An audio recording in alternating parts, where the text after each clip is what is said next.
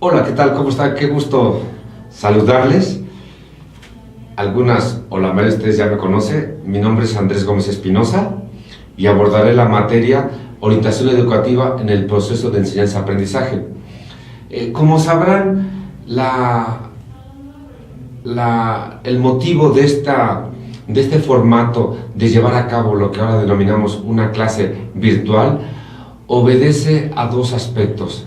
El primero ha formado parte de la institución de buscar formas alternativas, replantear incluso los esquemas clásicos del desarrollo de las experiencias de aprendizaje circunscritas fundamentalmente al salón de clases.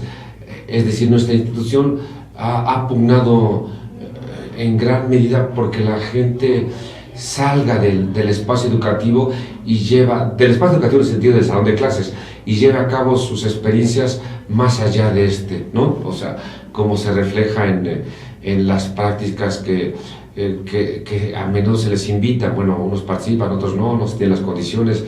Digamos, está institucionalizado hasta una suerte de uniforme, ¿no? Esto que llamamos la filipina, ¿no? Que la gente lleva a cabo. Pero también el realizar esta denominada clase virtual corresponde a un contexto muy, muy particular, y es lo que estamos viviendo, derivado del desastre natural del 19 de septiembre, hace ya casi 2 semanas, que nos llevó, a una situación de incertidumbre, tanto planteada por el espacio físico, territorio donde están presentes algunos de los planteles de la institución, como es el caso del plantel de Tláhuac y el plantel de Tlalpan.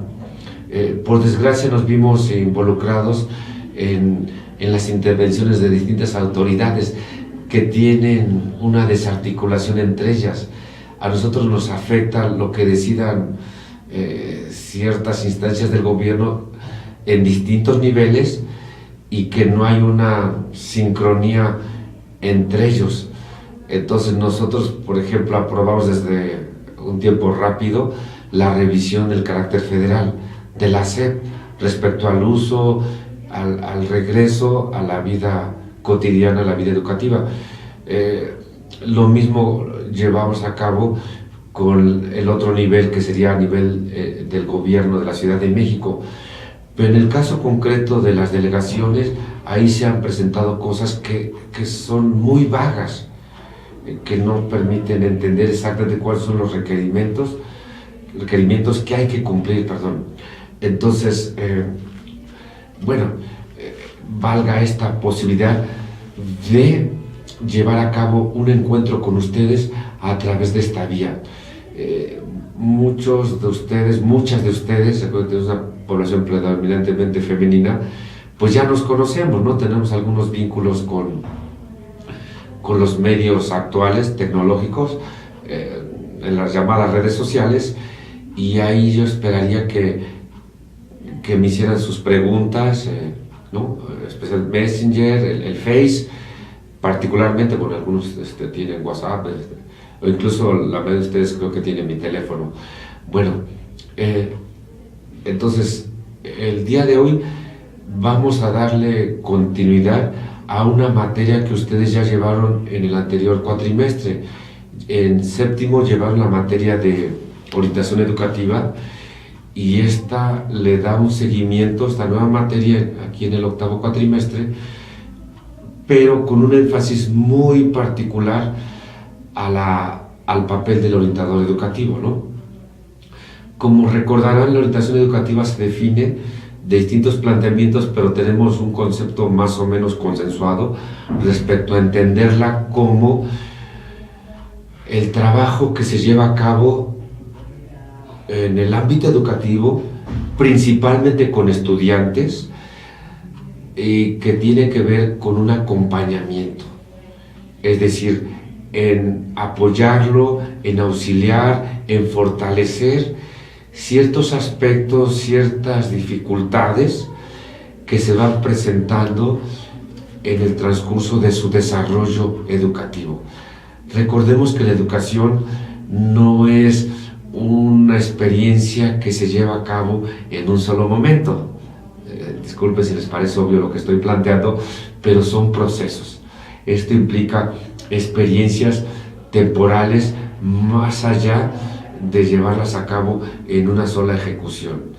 Estamos hablando de procesos a veces muy claros respecto a lo que intentamos hacer, es la parte de la planeación educativa, y otro expuesto a situaciones eventuales que se van suscitando durante el desarrollo de esta vida educativa. Entonces comenzaría por recuperar algunas ideas de la orientación educativa de manera general, ¿no? Yo les hablaba de planteamientos como el de Carl Rogers, que define la orientación educativa como una experiencia de cercanía y de acompañamiento en donde las metas, los objetivos y los propios caminos se diseñan, se eligen, se establecen de forma compartida. Es decir, entre el sujeto, que es el destinatario de la orientación, y el orientador. Entre el estudiante y el orientador se plantean de forma conjunta a dónde se quiere llegar y por qué caminos se quiere transitar. Recuerden que Roger fue un psicólogo, aportó a la psicología, de origen no era exactamente psicólogo, aportó a la psicología y aportó a la educación. Y en ambas áreas de desarrollo humano, su propuesta era intervenir, lo menos posible, no interferir en los deseos, en los motivos, en los intereses del otro, ¿no? Su modelo de atención se conoce como no direccional. Entonces, pensar la orientación sin esa idea de que tú eres quien dirige, porque la idea clásica, el orientador, ¿qué es lo que hace? Te lleva, ¿no? Oriénteme, ¿no? El que te orienta te dice por dónde ir, por dónde transitar. Pero la propuesta de Roger era tan flexible en su momento, tan innovadora, que proponía no interferir, no plantearle los rumbos. Entonces, en esta no directividad parece un contrasentido. Un orientador que no dirige, ¿como para qué está? Claro que Roger tiene una estructura de este trabajo muy, muy profunda, no son ocurrencias, y desarrolló tanto en el ámbito de lo psicológico, de lo clínico principalmente, como en el ámbito de lo educativo, sus propuestas, y con muchísima aceptación. Bueno, también tenemos definiciones como la de Donald Super. Él plantea la orientación como un quehacer en donde se incorpore en gran medida el avance del conocimiento.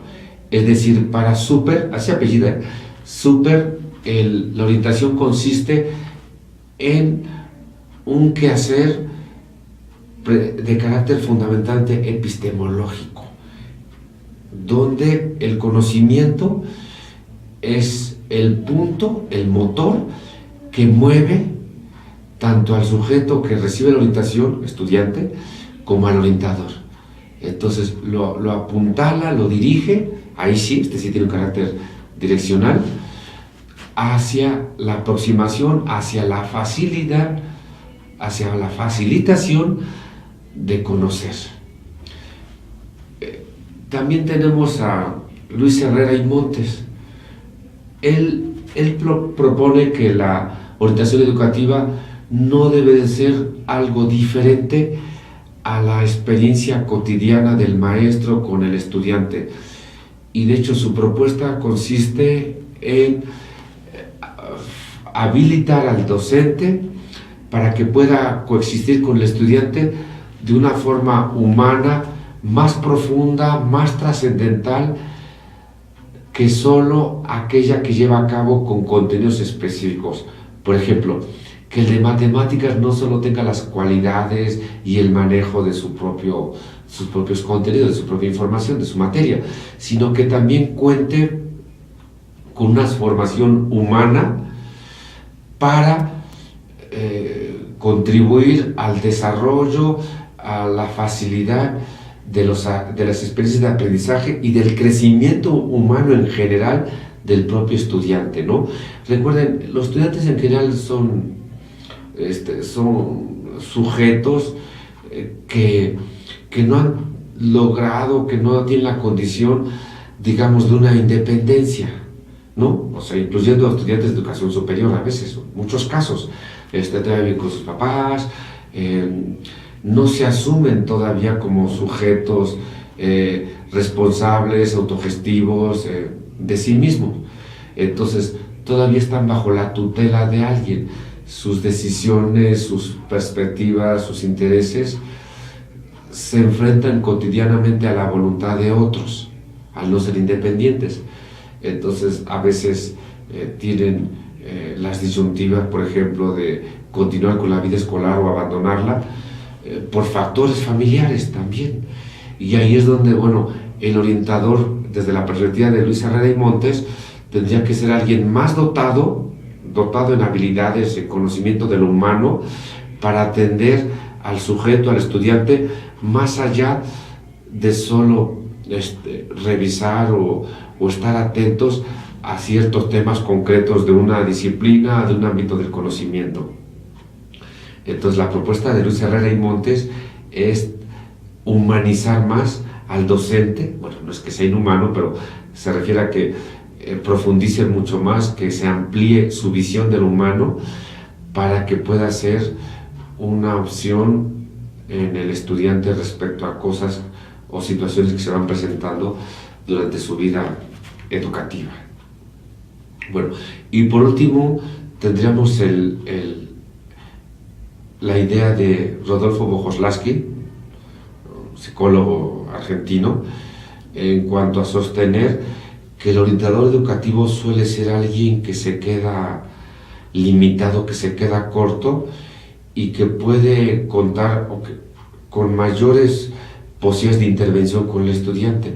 La propuesta de Vojoslaski, él no se anda con rodeos y lo que está planteando es una intervención ya de carácter clínico con el orientador.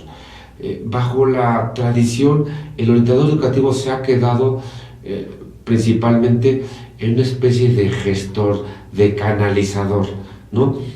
Como les comentaba alguna vez a la mayoría de ustedes, nos hemos visto respecto a cómo se ha entendido el orientador en el espacio educativo, como alguien que es una especie de extensión de la prefectura.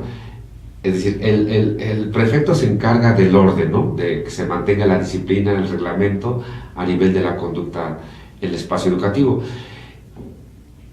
Y con mucha frecuencia al estudiante se le remite al área de orientación con el orientador por haber transgredido la disciplina. Entonces, el orientador en muchos casos también suele hacer eco de esta condición fundamentalmente disciplinante, en el sentido de no profundizar aspectos que condujeron al estudiante a ser enviado, a ser remitido con él, sino se asume en una condición también de tribunal, de estar juzgando, ¿no? Un estudiante lo expresaba, ante este análisis lo expresaba de una manera que me agrada bastante y lo voy a compartir. Decía, el prefecto es la policía y el orientador educativo viene a ser una suerte de ministerio público, en tanto que el orientador educativo reproduce o le da continuidad a esa especie de tribunal, de juez respecto a qué hizo el estudiante. Entonces, bajo ese esquema, en todo caso, el orientador educativo lo que lleva a cabo es decir, tenemos un problema, ahí hace una aproximación diagnóstica, generalmente nunca hace un diagnóstico profundo, sistematizado, amplio, sino desde su parecer, el estudiante remitido con él debe de ser atendido por un especialista, ¿no? Dice, es que esta persona tiene desórdenes de personalidad, tiene problemas de aprendizaje, tiene cierto problema concreto y por lo tanto recomiendo o sugiero que sea alguien en particular quien se haga cargo de él. Entonces, la propuesta de Rodolfo Vojoslaski dice no, el orientador educativo podría ser muchísimo más con el orientado, no solo ser un canalizador, una instancia que remite, eso lo hace pues cualquier administrativo. Entonces, la propuesta de Vojoslaski es que el orientador pueda dar una continuidad más puntual, más amplia al trabajo frecuente del orientador. Recuerden que nuestras sociedades experimentan transformaciones que impactan la vida cotidiana, los propios desarrollos humanos. Entonces, los adolescentes no son idénticos, los de la actualidad, a los de hace 30 años. No son idénticos el de cierta región de la ciudad al de otra. ¿Me explico? O sea, pensamos, un sujeto de la Colonia del Valle, un adolescente es muy diferente, a veces alguien de Iztapalapa, o de un medio rural, Xochimilco, son diferentes. Entonces, el punto es que los sujetos deben de, quien hace la función de orientación, debe de estar constantemente involucrarlo en el ámbito del conocimiento, un poco lo que decía Super, ¿no? Pensando en qué son los jóvenes, cómo son ahora los jóvenes con relación a otros tiempos, con relación a otros lugares, ¿no? Prácticamente es en este siglo donde se comenzó a utilizar la expresión, por ejemplo, tribus urbanas, ¿no? La tendencia a calificar a las generaciones, a los jóvenes, ¿no? La generación X, hasta los millennials, que si los emo, que si los darketo, que si los ponqueto, que son un poco más antiguos, pero esta tendencia a definir a los jóvenes bajo una condición muy particular. Y hablo de jóvenes porque de una u otra forma la orientación educativa ha estado empeñada. Por supuesto que también se puede aplicar a otros ámbitos de la vida humana, a otras fases, mejor dicho, pero la orientación educativa ha estado tradicionalmente centrada en los jóvenes y debemos de tomar en cuenta que los jóvenes son sujetos que se transforman a una velocidad muy vertiginosa, sus intereses cambian con el tiempo, pero también de acuerdo a ciertas regiones, a ciertas zonas, a condiciones socioeconómicas principalmente. Entonces la orientación educativa ha tenido particularmente en la adolescencia su principal destinatario de funciones. ¿Me explico? Los adolescentes son quienes han sido primordialmente los sujetos a los cuales se les dirige o se les piensa como motivo de la orientación educativa. Entonces, permítame hablarles un poquito de la adolescencia. En la actualidad tenemos muchísimos planteamientos, libros, teorías sobre la adolescencia, ¿no? Ya la tenemos como una condición aceptable y generalizada. De hecho, avanzan también los planteamientos, y si bien la adolescencia tiene un momento muy concreto de construcción teórica,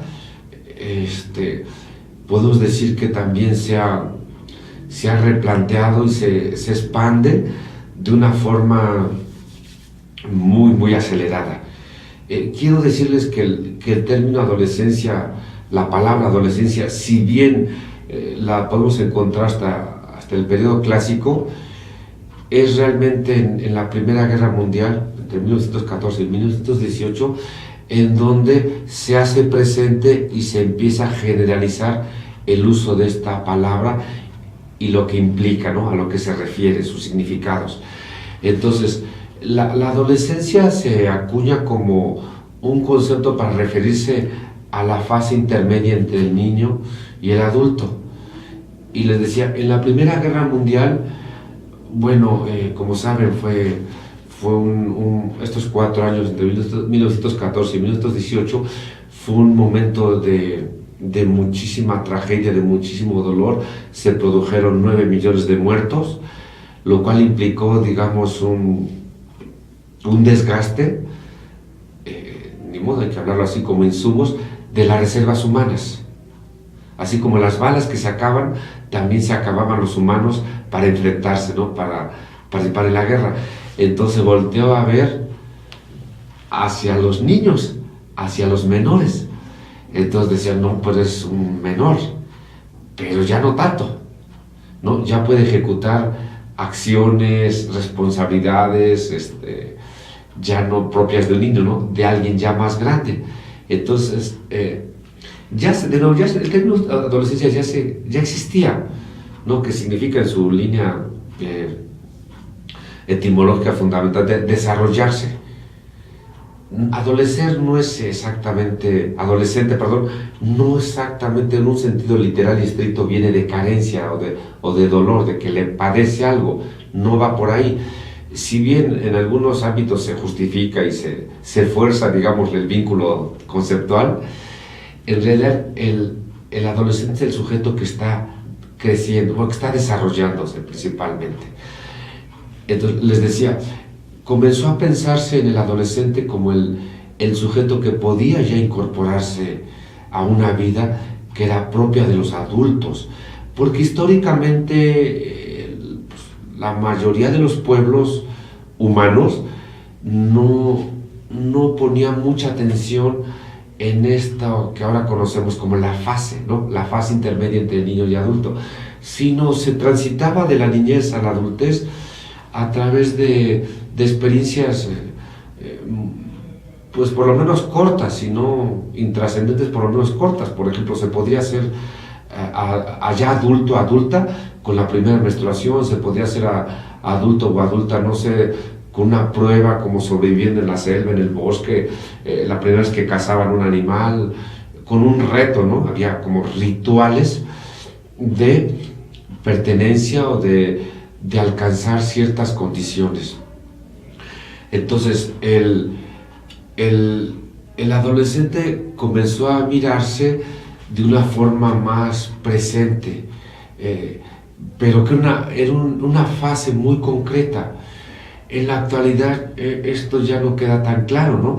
Algunos incluso somos etiquetados como adolescentes crónicos porque pareciera que no estamos definidos todavía y que estamos como todavía en búsqueda de algo que nos va a permitir alcanzar la adultez o la madurez, ¿no? Pues ya no hablo solo en el plano de lo individual, de que algunos sujetos son así, sino como construcción total, ¿no? Esto desde luego las transformaciones humanas no se dan exclusivamente por características individuales, se encuentra en una dimensión también de una dimensión sociocultural, porque en otros tiempos, bueno, la vida estaba como más definida. Pensamos en el periodo clásico, eras viejo cuando llegabas a los 45 años. La palabra senador viene de senil, y justamente en la Roma antigua el anciano era considerado cuando arribaba a esa edad, a los 45 años. Entonces ahora, incluso cuando alguien padece una situación muy lamentable, por ejemplo, que pierde la vida, dice, ¿qué edad tenía? 50 años. No, todavía era muy joven, ¿no? Incluso a veces 60, ¿no? Todavía le quedaba mucho por vivir. Porque las fases de la vida se han resignificado, se miran de otra manera, y la propia existencia humana ha alcanzado niveles muy diferentes, y por nivel me refiero incluso de longevidad, ¿no? Recuerden que nosotros tenemos como promedios de vida, en el caso mexicano, pues edades cercanas a los 80. Bueno, los hombres 77, perdón, 73, las mujeres 77, algunas poblaciones de países estos llamados de primer mundo desarrollados, en ambos géneros, sexos, los promedios de vida rebasan los 80 años. Pero esto viene a ser algo que modifica la manera incluso de percibir la existencia, ¿no?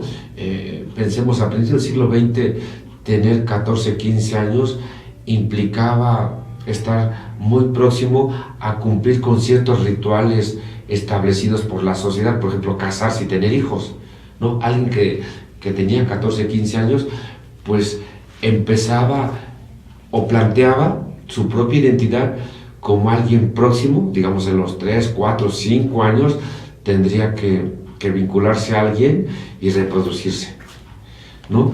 Ahora, pensar que alguien, bueno, depende del entorno socioeconómico, sociocultural, pensar que alguien a los 14 a 15 años esté contemplando esas ideas no es frecuente, ¿no? Quizá en el entorno rural a lo mejor, pues un poco, pero bueno, ¿cuál rural? Este país se ha urbanizado en una amplitud enorme, hablo de México. Entonces el adolescente como el sujeto que está en desarrollo es impactado por estos niveles o promedios de vida, ¿sí? Ya no se siente obligado, presionado, digamos, en términos de los parámetros sociales, a cumplir con ciertas fases o ciertas condiciones que en otro momento de su vida, o en otro momento más bien de la historia humana, eran ineludibles, ¿no? O sea, recuerden los términos como el solterón, la solterona, ¿no? Esta frase de se quedó para vestir santos, se entendía que alguien no hizo el trabajo adecuado para lograr con el cumplimiento de esta especie de mandato social. Aún un adolescente, muchos adolescentes no están pensando en eso, ¿no? E incluso asumen posiciones más categóricas, diciendo, yo nunca voy a casar, nunca voy a tener hijos. Entonces, la orientación educativa debe considerar esos nuevos planteamientos, ¿no? Esas nuevas maneras en que se está viviendo. De tal suerte que, bueno, aterrizado en esta última parte de nuestra materia de enseñanza-aprendizaje, tenemos que pensar que la intervención del orientador es que cuente con una actitud mucho más consciente de su propio impacto sobre el estudiante, ¿no? Recuerden que, bueno, hay una idea muy cuestionable sobre el papel mismo de la enseñanza, ¿no? Nosotros, quienes nos dedicamos al ámbito psicopedagógico, particularmente el ámbito de lo educativo en general, hacemos una diferenciación con bastante claridad sobre qué es una cosa y qué es la otra, ¿no? No hablamos de enseñanza y aprendizaje como si fueran sinónimos, sino hablamos de dos formas de intervenir sobre los demás buscando su transformación. Entonces, si bien la enseñanza ha sido la que tiene mayor historicidad en el sentido de ser o corresponder a un esquema en donde un sujeto está haciendo distintas acciones, está llevando a cabo distintas acciones para modificar al otro, podemos plantear que desde hace ya algún tiempo este esquema ha perdido, digamos, no validez, no se ha invalidado, pero sí expectativas en el sentido de atribuir que es el que enseña, o sea, el docente, el profesor, quien logra transformar estructuralmente al otro. Entonces, permítanme dar algunos elementos para entender a qué me estoy refiriendo con la enseñanza, ¿sí? Entonces, en este sentido, enseñar es, voy a definir ahí con una relación entre dos instancias. Sobre todo es una relación, ¿sí? De esta manera podemos decir, la enseñanza es una relación.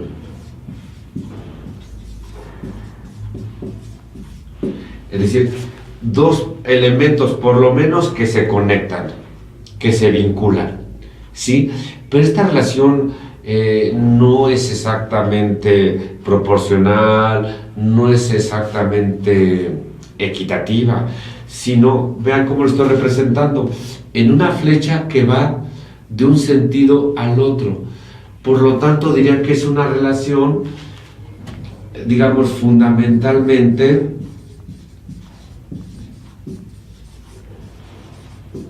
me estoy refiriendo a estructuralmente, la mayoría de las veces, casi en todos los casos, o en muchos casos, fundamentalmente unidireccional.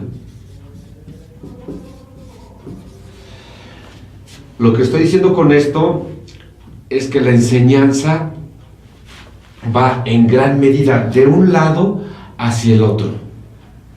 Por supuesto que el estudiante eventualmente puede hacer devoluciones, puede dar respuestas, y claro, las hace, pero dentro del guión que establece la institución o el maestro mismo.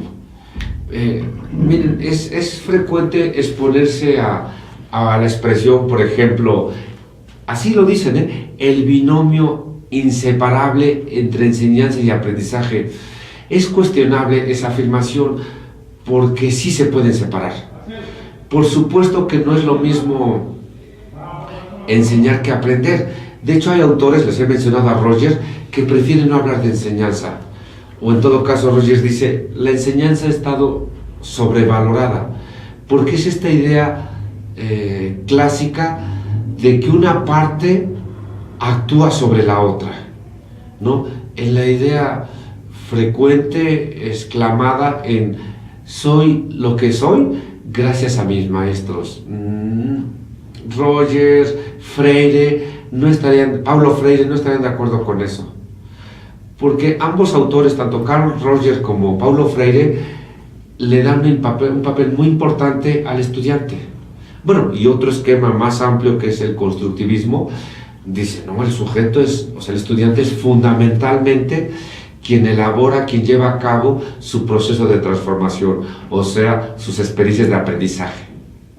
En cambio, en quienes validan o le dan una importancia muy alta a la enseñanza, suponen que es el sujeto quien en gran medida modifica al otro. No, es el maestro quien hace al estudiante. Este esquema, esta idea ha sido cuestionada ya desde hace mucho tiempo. No son los profesores quienes determinan principalmente al otro. Fíjense qué palabra utilicé, determinar. Determinar entendido precisamente como un conjunto de factores que invariablemente provocan un hecho, ¿no? Ya no hablamos de posibilidades. La posibilidad es flexible, puede o no realizarse algo, sino determinar se refiere a que una condición, unos factores, unas causas siempre van a provocar un resultado. Entonces, la mirada crítica sobre la enseñanza ha sido pensarla que le han atribuido demasiado valor, dice Roger, y la ven como determinante. El maestro hace al estudiante. No es así. Sí tenemos una responsabilidad, sí tenemos un compromiso, tenemos muchas obligaciones profundas, importantes, pero los estudiantes no son exactamente nuestra consecuencia, ¿no?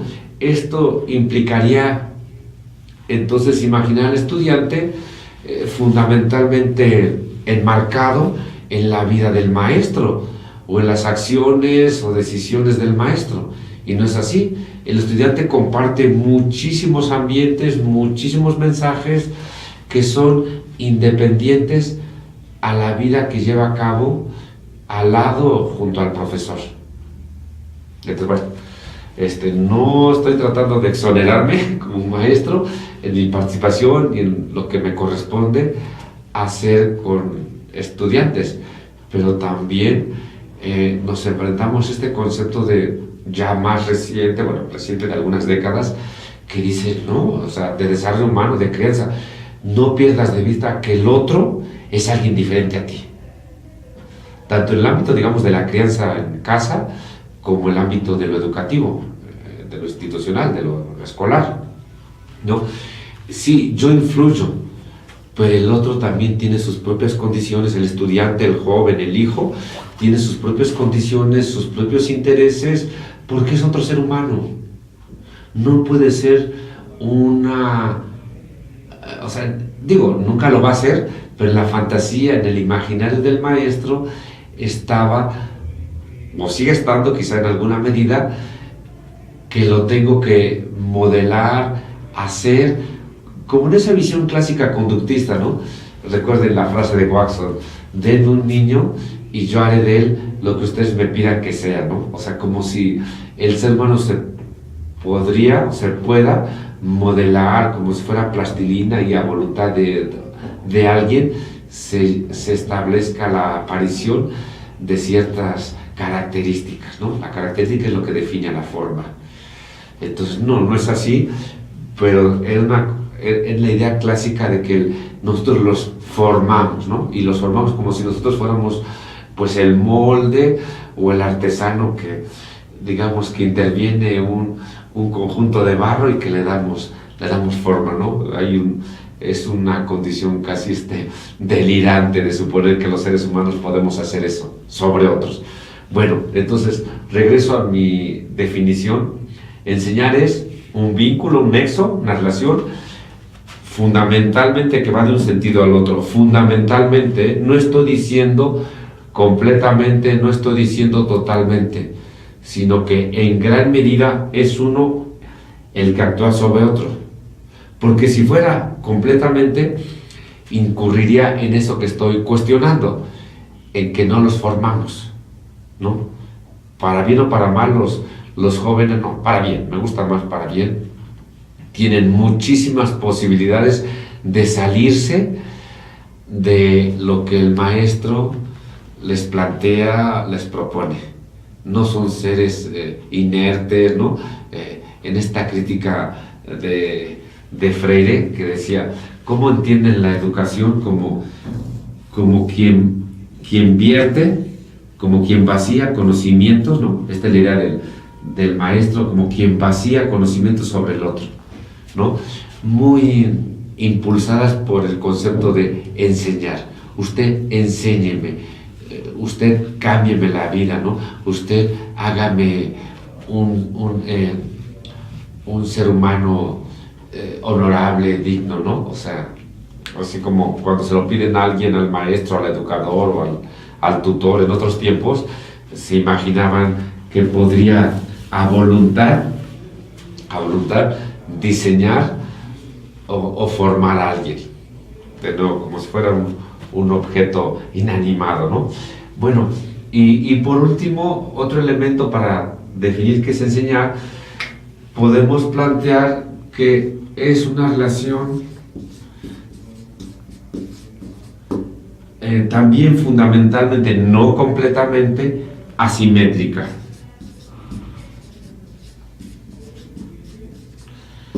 ¿A qué me refiero con este término asimétrico? Es un término propio de la geometría, a una condición proporcional. La asimetría está dada en este vínculo por el hecho de que alguien tiene un papel relevante, en la idea de que lo relevante es aquello que sobresale con relación al otro. Entonces, la relación asimétrica consiste en suponer que, en este caso, el maestro tiene un papel mucho más impactante, mucho más trascendente que el propio papel del estudiante. Somos entonces, supuestamente en esta visión, los maestros quienes somos los que valemos, ¿no? Volviendo un poco a lo que les mencionaba hace un instante, soy gracias al maestro. Pues no es exactamente así, ¿eh?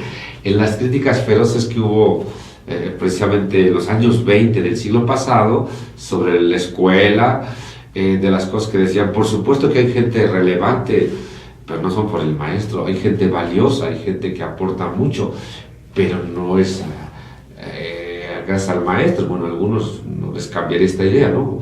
No, cada uno de nosotros decimos, es que si ese profesor me enseñó tal cosa, y esa cosa que decimos la vemos como relevante e importante. Pero bueno, entre las críticas respecto al papel del maestro dicen, a veces hay gente valiosa no por el maestro, sino pese al maestro. O sea, que el maestro no solo no contribuyó a mi desarrollo, sino fue un obstáculo. Y ante eso, bueno, vamos a considerar que en efecto los sujetos son flexibles. Los sujetos, uno de los aspectos que no terminamos de aceptar, tanto como padres, como maestros, como gente que está, digamos, pensando en el crecimiento, en el desarrollo del otro, es que es otra vida. Nos incomoda, nos molesta, nos duele incluso que el otro, que el sujeto en formación, el niño, el joven, no sea como yo quiero que sea. Uno de los aspectos más, digamos, más recriminables a quienes trabajamos en la educación,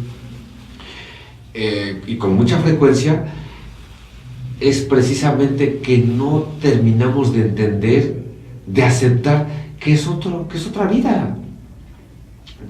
Queremos y actuamos con relación a ellos de acuerdo a cómo actuaron con nosotros, a cómo nos trataron, utilizar hasta las mismas prácticas, las mismas medidas, ¿no? Ahora, en la expansión esta de las redes sociales, muchas veces han puesto dibujitos así, esto que llaman memes, donde esta era la psicología de antes, ¿no? Y ponen un zapato de que, bueno, en ciertos entornos, socioeconómicos, se golpeaba a los hijos, o a veces a los alumnos, con un zapato. Entonces, le llaman la chancla, ¿no? Y decían, ¿qué psicólogo ni qué nada? En nuestros tiempos nunca fuimos al psicólogo y nuestra mamá nos arrojaba el zapato con una puntería asombrosa, y eso nos calmaba, eso nos llevaba por el camino del bien. Igualmente en el espacio educativo, bueno, los estudiantes eran golpeados por los profesores, de formas que incluso en la actualidad nos escandalizarían, llegaban incluso a provocar lesiones, pero bueno, era bajo este concepto de cómo se entendían las relaciones humanas. Nosotros, por supuesto, ya estamos en otro tiempo, en otro momento, y de la evolución del pensamiento, de resignificar muchísimos aspectos de la vida humana, y en ambos ambientes, tanto en el ámbito familiar, de la crianza de padres e hijos, como en el ámbito de la vida escolar, ha sido inaceptable la agresión física. Entonces, recuerden, estas son de las cosas que insistirían en pensar al sujeto como un sujeto dinámico, como un sujeto que se transforma. ¿Sí? Nosotros pensamos a veces, ¿por qué los sujetos no aprenden? ¿No? O sea, la mirada clásica es, ¿por qué los sujetos no están llevando a cabo lo que un grupo, lo que un conjunto de estudiantes sí puede, y no está conectado en esa condición? Entonces, bueno, es pensar que en efecto, de nueva cuenta, los sujetos son dinámicos, los sujetos tienen condiciones muy particulares. Nos falta todavía explorar muchísimo conceptos que tenemos, miradas que tenemos, y que solo, de nueva cuenta, tendemos a describirlas, a abordarlas con elementos fundamentalmente disciplinarios, ¿no? O sea, ya estamos en educación superior, pero a veces ves a tu estudiante que no entra a clases, y nuestra reacción muy frecuente es mirarlo desde un plano moral. El sujeto es abusivo, el sujeto hace trampa, no cumple con las reglas, por lo tanto tengo que hacer una medida que lo presione a estudiar, y esa medida suele ser apoyada o respaldada en las calificaciones. No entras, te repruebo. Y consideramos que esa medida disciplinaria lo regresa o facilita las experiencias de aprendizaje. Esto es por demás cándido, no es así. Y en general los estudiantes, el estudiante que hace eso, por supuesto, no solo a nivel de educación superior, lo hacen muchos. ¿Por qué no entra a clase? ¿No? Pues son también muchísimas características, muchísimas circunstancias por las cuales el estudiante puede no estar acudiendo, ¿no? O sea, los esquemas también bastante frecuentes. Imaginemos que sus papás discutieron en la mañana o noche anterior acerca de si pueden o no continuar juntos, y el hijo se entera, pues viene alterado, ¿no? O sea, pese incluso aunque sean adultos, mucha gente, aunque incluso no vivan en el hogar ya familiar, mucha gente se siente perturbada cuando sabe que los orígenes de su existencia, de su familia, su papá y su mamá, por ejemplo, se van a diluir, ¿no? Entonces son muchos los aspectos por los cuales un estudiante puede no desear entrar a clases, y nosotros lo significamos como un asunto de nueva cuenta fundamentalmente moral.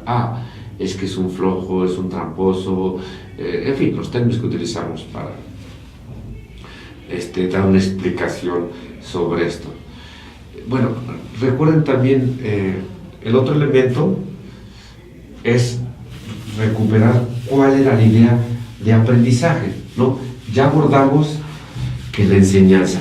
Entonces nosotros ahorita en la orientación tenemos que pensar, digamos, de qué manera estamos acompañando, cuál es el papel en estos elementos de la enseñanza, en la relación, en este vínculo comunicativo. Hablar del vínculo unidireccional se refiere a un esquema comunicativo, y también en términos del papel social que se juega en esta relación. ¿Por qué el profesor tiene que, hasta me da pena decirlo, valer más? ¿No? Porque su voz tiene que ser la que trasciende, la que decide, la que plantea, la que impone, ¿no? Porque claro, como cultura así lo seguimos significando, ¿sí? Entonces, por otro lado, el aprendizaje. Entonces también diría, aprender. ¿Qué es aprender? Sé que para ustedes, a estas alturas del octavo cuatrimestre, pues ya están más familiarizadas, ¿no? Y solo lo haría de una manera más generalizada. Decimos que aprender es un cambio, ¿sí? Constantemente lo estamos expresando. Siempre que aprendemos, cambiamos. ¿Qué es un cambio que dura mucho? Es un cambio, digamos, prolongado. Y que ese cambio prolongado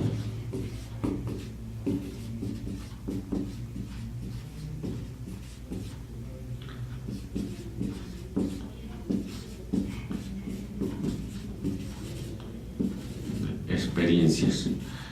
Es decir, con estos tres elementos estoy definiendo aprendizaje. Decimos que algo se modifica en el sujeto, que esa modificación o cambio dura un tiempo amplio para diferenciar las otras experiencias como ejercicios de memoria o incluso aspectos emocionales. Suelen ser transitorios más o efímeros, o sea, breves, comparado con lo que es el aprendizaje. Entonces, el aprendizaje debe de cambiar algo en el sujeto, ese cambio debe durar mucho tiempo en la vida del sujeto, y también ese cambio que dura mucho tiempo en la vida del sujeto debe ser efecto, debe ser consecuencia de algo que experimentó, ¿sí? Entonces, ¿cómo pensamos la orientación educativa en estas características, ante estos elementos? Pues claro, a veces acordamos algo con los jóvenes y el joven, digamos, no lo llevó a cabo, y nosotros no tenemos la condición de paciencia, de tolerancia, es decir, ¿por qué no cumple? Pues son sujetos en una ebullición impresionante, así, o sea, ebullición así, está hirviendo, está cambiando, está transformándose. Entonces, sus convicciones no se manejan en el tiempo que la de los adultos, ¿no? Uno ya tiene armado cierto concepto, pero el adolescente, el joven en la mañana puede ser, quiere desear ser militar, y al otro día puede ser un crítico del ejército, puede que esté planteando un concepto antimilitar. Es decir, están en una constante exposición a transformaciones, ¿no? Y digo, me resulta más fácil mencionar al adolescente, pero las sociedades en sí mismas a veces estamos en esas experiencias, ¿no? Recuerden el trabajo de Zygmunt Bauman, esto de que le llama líquido a todo, las ideas líquidas, la educación líquida, la sociedad líquida, la cultura líquida, se refiere a aquello que es efímero, que dura poco. Entonces, si nosotros como cultura, como grupos humanos, a veces nos estamos moviendo en el aprecio, en la asignación de valores a una velocidad muy grande, un tiempo esto fue valioso y después ya no. Me llama la atención, por ejemplo, cómo han aparecido en los últimos años ciertos productos que cobran una aceptación impresionante, ¿no? Dicen, y entonces la sábila lo cura todo, una fruta ahí media cercana a la papa, no sé si es en tubérculo, el momi, ¿no? Esto es maravilloso, en fin, la chía, ¿no? Que es maravillosa, y todo. Después, eso que fue maravilloso se considera es nocivo, es dañino, y pareciera que hasta los alimentos se exponen a esa brevedad temporal de la cual nos hablaba Zygmunt Bauman, ¿no? Como si los alimentos también fueran modas nutricionales, nutricionales en el sentido estricto de que es la que nos aporta más, que es casi medicinal, que es casi milagroso, ¿no? En fin. Entonces los cambios duran mucho. Pensar que el sujeto, que el joven puede cambiar en una experiencia de aprendizaje y que ese cambio se mantenga durante mucho tiempo, no es tan sencillo y tiene mucho menos posibilidades que otros momentos de la vida. Entonces, bueno, mi intención con este primer contacto con ustedes es recuperar en un primer momento estos dos conceptos: qué es enseñar y qué es aprender, ¿sí? Déjenme aclarar un poquito más sobre este último elemento. Entonces, pensar que la experiencia el cambio que yo tengo y que dura mucho tiempo en mi vida viene de una experiencia. Aquí lo que intento definir con este elemento, para mi concepto amplio de aprendizaje, tiene que ver con el hecho de que el aprendizaje sea resultado de lo que el sujeto viva, no de cosas o elementos que ya están programados en su vida, sino condiciones que el estudiante va exponiéndose. Y ese es a veces el desafío de los maestros y mucho más de los orientadores: cómo presentarle experiencias que trasciendan, ¿no? Expresado en esa frase de los llamados aprendizajes significativos, yo más bien lo que supongo que quieren decir es experiencias significativas. Y la idea también, porque significativo, pues todo se arma un significado, sino trascendentes. Algo que salga de ese relieve así como plano y que sobresalga, ¿sí? Entonces, el trabajo de la orientación, en este sentido, como diría Luis Herrera y Montes, es muy cercano al del maestro. Y también, si enseño matemáticas, si enseño historia, si enseño derecho, intento plantear un tipo de experiencias que hagan ser diferente al otro. Bueno, en esta primera aproximación estaríamos concluyendo esta materia. De nuevo, los conceptos que estamos planteando aquí.